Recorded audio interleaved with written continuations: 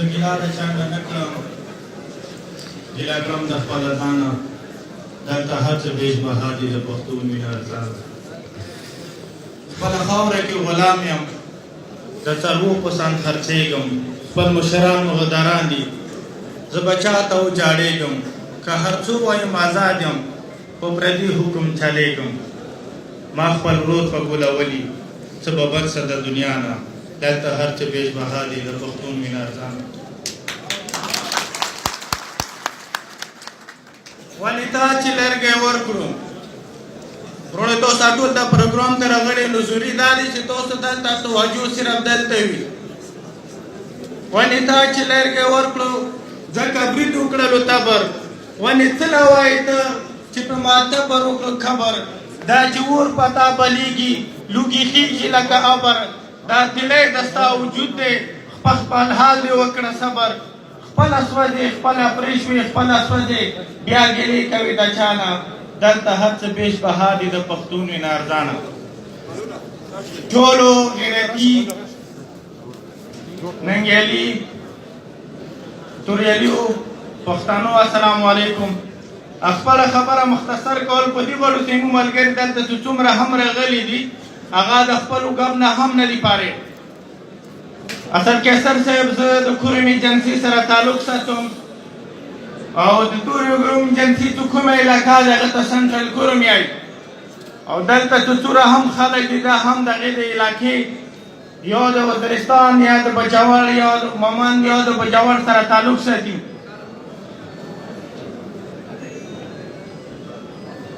اصل کیسر صاحب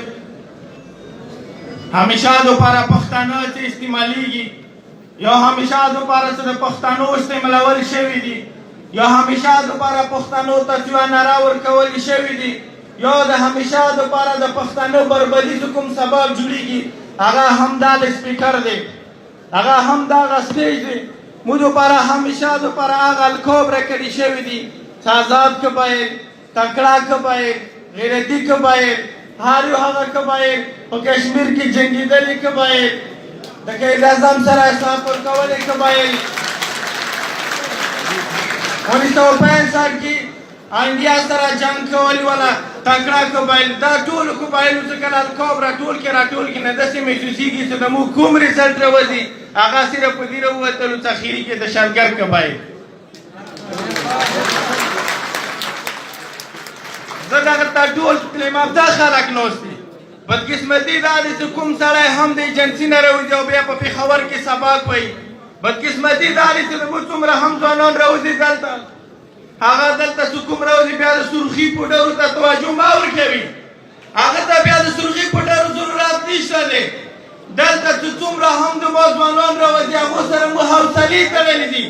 هغو سره مو خوبونه تړلي دي هغو سره مو امیدونه تړلي دي ضروري نه دی چې هغه د سیاست ته وځي ضروری نه دی چې هغه د سټیج ته پوځي ضروری دا دی چې ته د خپل علاقې تقدیر بدل کړې ته همیشه دوپاره زنده باد یې ته همیشه دوپاره مردباد یې ته همیشه دوپاره سرکیسر دوپاره مردباد زنده باد پلني ته زنده باد مردباد ځوان داسته نه یې ځوان د علاقې ترتیب بدلونې ته یې ځوان د نارو لګونې ته نه یې ځوان هغه دی چې د علاقې مستقبل ته سوچ وکړي تاسو هم صرف زه چې دلته کسو نن زما ځوان صرف سرخي پوډرو ته ځوان پارېښ کړی دی نو تاسو ټولو ته زه وایم احسان کیسر صاحب باغي صاحب څه کومې خبرې کړې دي هغه زما ترجماني کړې دی مفتي عبدالشکور صاحب څه کومه خبره کړې ده هغه زما ترجماني کړې دی دا قبایل چې پاکستان سره شولو هم خوشحالي مو ونه موندله دا قبایل چې د بټو حکومت راغلو هم خوشحالي مو ونه موندله چې بیا جنرال راغلو هم خوشحالي ونه موندله جنرال مشرف رضي هم خوشحالي ونه موندله او نن د پی ټي آی حکومت د ملګري شکونه راوړي چې خپله خبره مختصره او هغه د دوره حکومتونو په تېرواني باوجود پی ټي آی او عمران خان هم زموږ تقدیر بدل نه کړي زموږ لیارې بدل نه کړي زموږ سکول زموږ هسپتال بدل نه کړي نه زه نه کوم قبایل دپاره چې بیا د تبدیلولي یو بل چې ته امید وي نو تاسو سره مو امید تړلی دی د تا اسمبلي سره مو امید تړلی دی د خپلې پي ټي